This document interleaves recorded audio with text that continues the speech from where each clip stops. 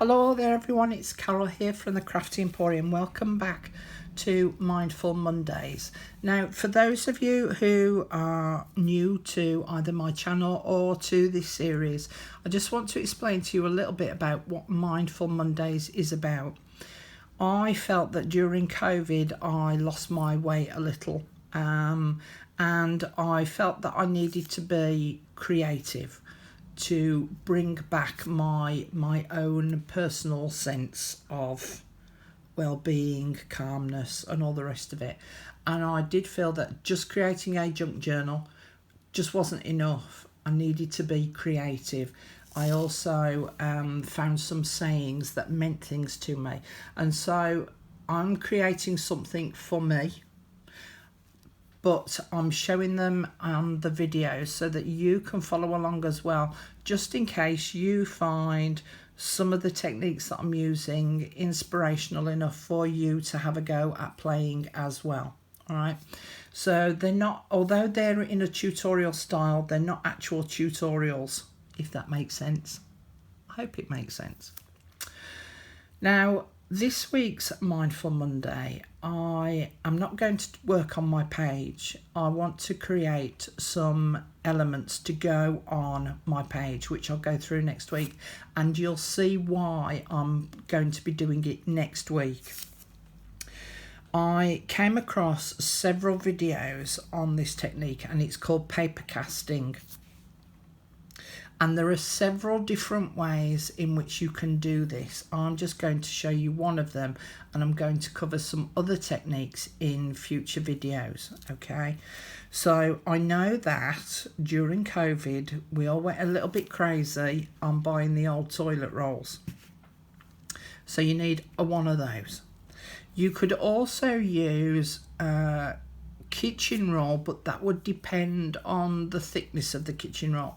So the thinner, the cheaper, the better. And also if it's pliers, you know, so if there's like with paper napkins, if there's two plies together, you know, then you can separate them.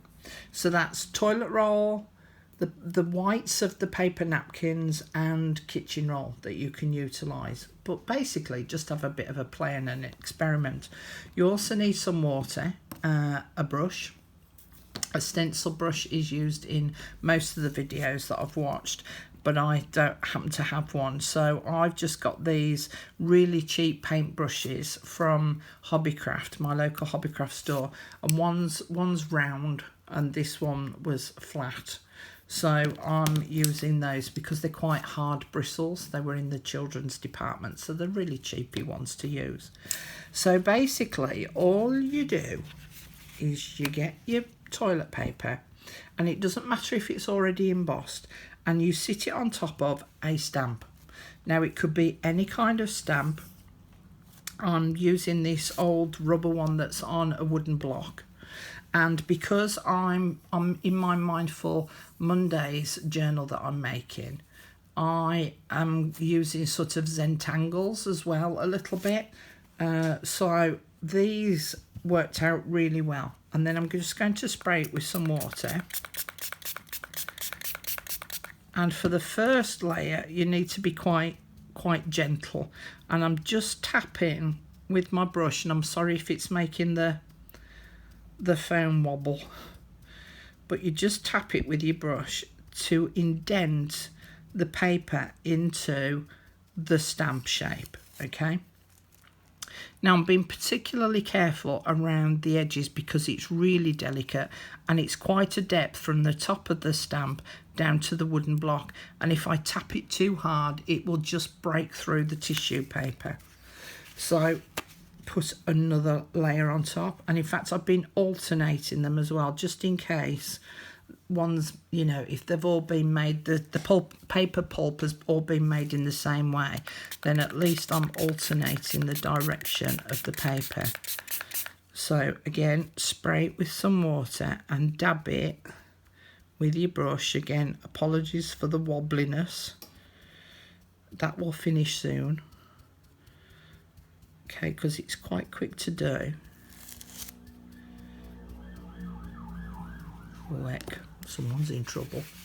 Get another piece and do it again. Now this third time, because I've got 3 layers of paper, I'm actually going to dab a little bit harder around the edge to try and define, see if I can hold the camera still, to try and define the edge of the rubber stamp.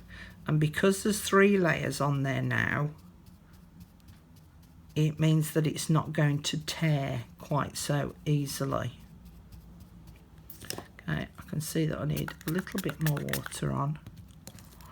And the more layers you put on, the less you will see the stamp and the less the pattern will be defined.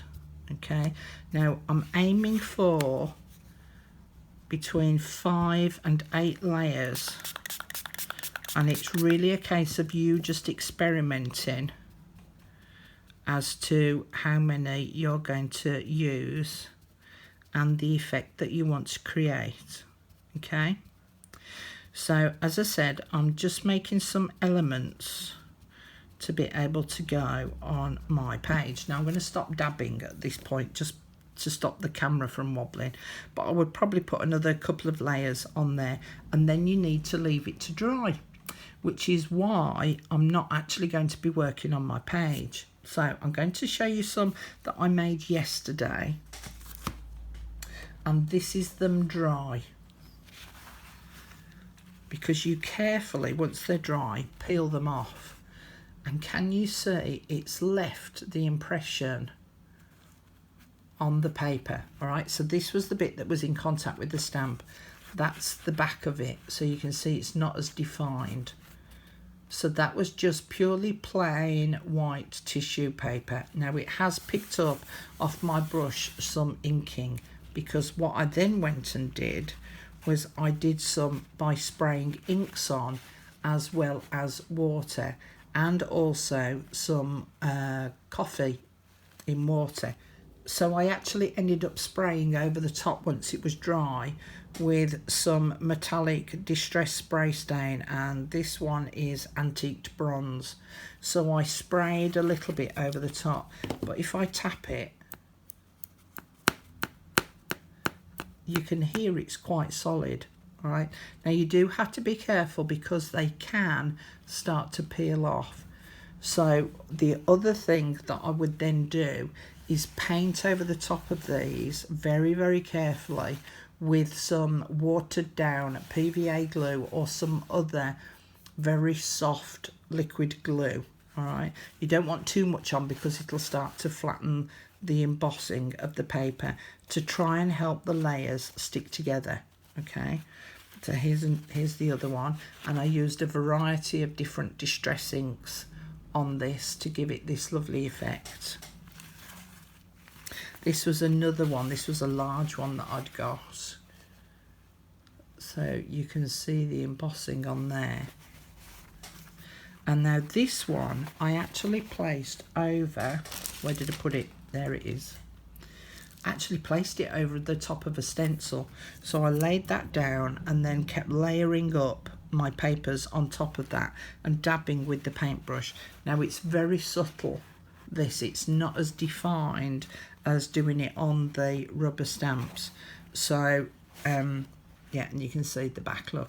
And this one I started spraying with some water and coffee, watered down coffee I should say. So that one's very subtle. At the moment I'm sat on my windowsill because it's a really nice sunny day. I've got loads drying. So this one, if I show you up close, is a big rubber stamp that I've got, and if I carefully turn it over you can see it's a foam backed rubber stamp of flowers. So I've covered that in the toilet paper with water, and that's now sat on my windowsill drying. I also had to go at doing one with a top layer. In fact, I'll show you it. So this was a paper napkin and it was the top layer with the leaves on, and I've carefully peeled it off because it's not quite dry, and and then did the technique. So I laid that first layer on top of the stamp and then put other layers of tissue paper then on top. So that's in the process of drying too. So I've got lots of these all sat on my windowsill at the moment waiting to dry, because it takes about, well, depending on the temperature, of course, takes a good 24 hours really for them to dry. I would also suggest not to use a heat gun to try and dry them either, because you don't want to ruin your rubber stamps underneath, and especially if you use the whatchamacallits, what are they called, the clear ones. You know which ones I mean, don't you? Because you'll just end up melting them. And so it's really now a case of just carry on playing, creating some more pieces, waiting for them all to dry, and then I'll cut them out and I'll use them on a journal page next week. Once I've got these all dry, I then need to cut them out. And so I would very carefully just cut around the outside border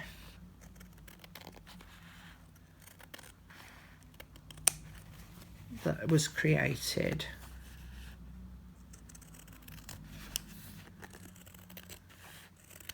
And I think the tissue paper works well because of the fibres and the way in which it's made. When you tap it and water it down, the fibres start to gel together.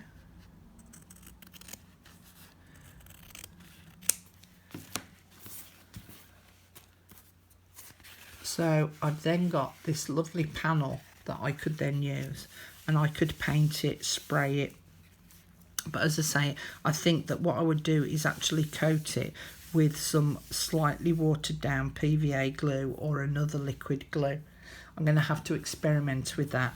But that's where I'm at with my Mindful Monday video for today, is I'm just having a play using this technique on some of my stamps, and going to see what I can actually come up with that I can then utilise on my page next week. Okay, thank you very much for joining me. I know it was short and sweet again, but I hope that you'll go off and have a play with this and just see what you can also create. Thanks for watching, and I'll see you again in the next video. Bye for now.